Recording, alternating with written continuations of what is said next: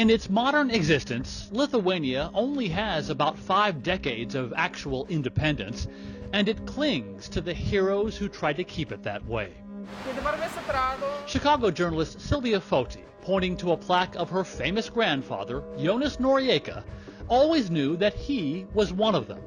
He was a hero, he was my grandfather, he was a legend. For most of her life, Sylvia has been gushing about Norieka, a good-looking, charismatic attorney, a member of the Lithuanian military, nicknamed General Storm. Norieka led rebellions against the Soviet army twice, but during the middle of World War II, the Germans invaded Lithuania, and they allowed Norieka to remain the head of a northern region of the country.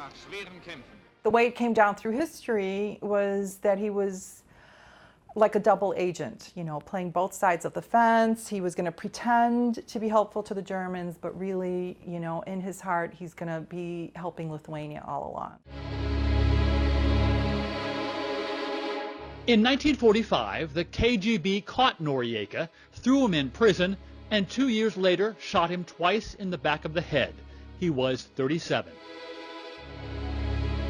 Instant martyrdom, and all of this was for the love of Lithuania and Lithuania's freedom. In the decades since, Norieka's name and image have gone up around the country. This is Sylvia proudly showing off General Storm's street, and he was awarded the nation's highest posthumous honor. Sylvia's family eventually settled in Chicago's Lithuania neighborhood, and Sylvia and her mother planned to write a glowing book about Norieka. But when her mother died suddenly in 2000, Sylvia sat down next to her grandmother and promised that she would finish the book on her own. She says, "Don't write it. Just let history lay. Don't dig around in there." And she was in bed, and she just rolls over and faces the wall, and I didn't know what to make of it. I had no idea. Later that year, Sylvia and her brother were invited to a ceremony in Lithuania where a school was being named for Norieka. But the school's director pulled them aside privately to tell them that he got a lot of grief over honoring Norieka because of what the Jews might say. My heart was beating fast already. I'm like, what could the Jews say about Mike? What could there be? Well, he was accused of killing Jews.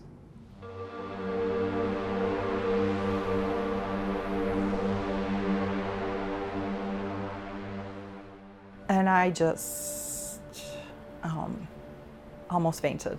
I just couldn't believe it. An estimated 212,000 Jews were murdered in Lithuania during World War II, more Holocaust deaths per capita than any other nation. Back in her Chicago church, Sylvia's Lithuanian neighbors told her to forget about what she had heard. It was a nasty rumor, they said, just KGB propaganda. But she finally took a deep dive into her grandfather's past on the urging of her professors in a collegiate creative writing course. This is his family. This is his sister. Sylvia started digging through all these KGB files and the archives, and with a plaque of Norieka always looking down on her, she found her first clue, a booklet he wrote as a 22-year-old called Raise Your Head, Lithuanian. And it's a rant against Jews. And it's, basically they're ruining us economically. They own everything. They're buying the farms. Let's boycott everything that they do. Don't buy any products from the Jews. And then another document from the archives, signed by her grandfather in the building where a plaque honors him today.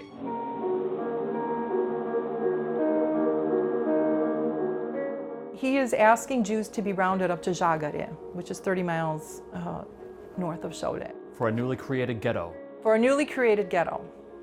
His signature at the bottom. Was that really the key for you? For me, that was it. For me, that was it. This is black and white. His signature. Now I'm upset. Now I'm beginning to believe this. Sylvia returned to Lithuania for more research in 2013 and says she's now gathered and corroborated enough evidence to calculate that at a minimum 14,000 Jews were sent to their deaths on orders by her hero grandfather from his office. She calls him a desk murderer. This is the defense of the government. The government says that he never wrote an order saying to kill the Jews, but he wrote an order to bring them to the ghetto. Then there's no order to kill them. That's true. And then he wrote an order to distribute their property.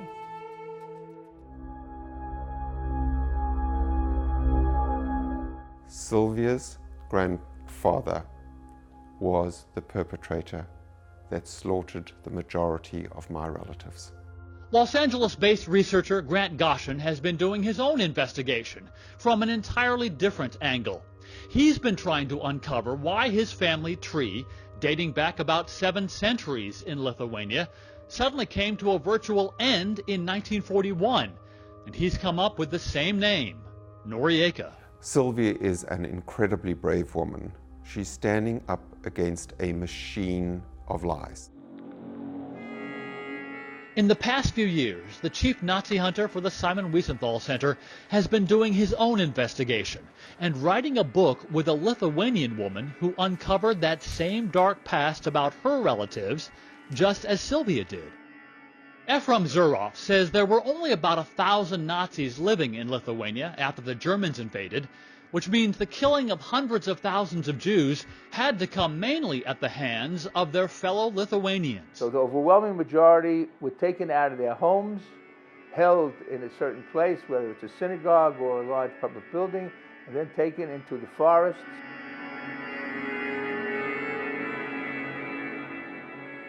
To a place prepared ahead of time, usually where the pits were dug by Soviet prisoners of war, or by Jews who had been taken to forced labor, and then the Jews were lined up and shot one by one. It's personal murder, face to face with their killers.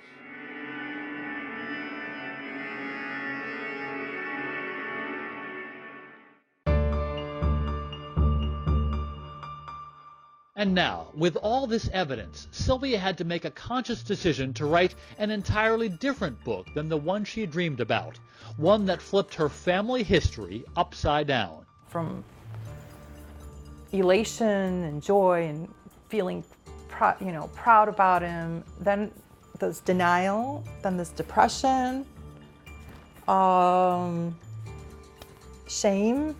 A Lithuanian government spokesman tells I-24 News in a statement that the government condemns in strongest terms Lithuanian citizens who collaborated with the Nazi regime. But Grant Goshen says for some reason, Lithuania has been rehabilitating Norieka's image ever since the nation finally gained its independence in 1991. Identifying Norieka as one of the worst perpetrators would be like pulling a thread in a piece of cloth. It will undo much of the national narrative in which perpetrators have been converted into heroes. Sylvia will be the one to lead Lithuania into national truth-telling. The truth may not look as stunning as the heroic fresco on the side of her Lithuanian church, but Sylvia says the truth is what the country needs right now. I think the goal now is a reckoning. I think Lithuania has to look at its role in the Holocaust, and it can't shrug it all off to the Germans anymore. Andy Roesgen, I-24 News, Chicago.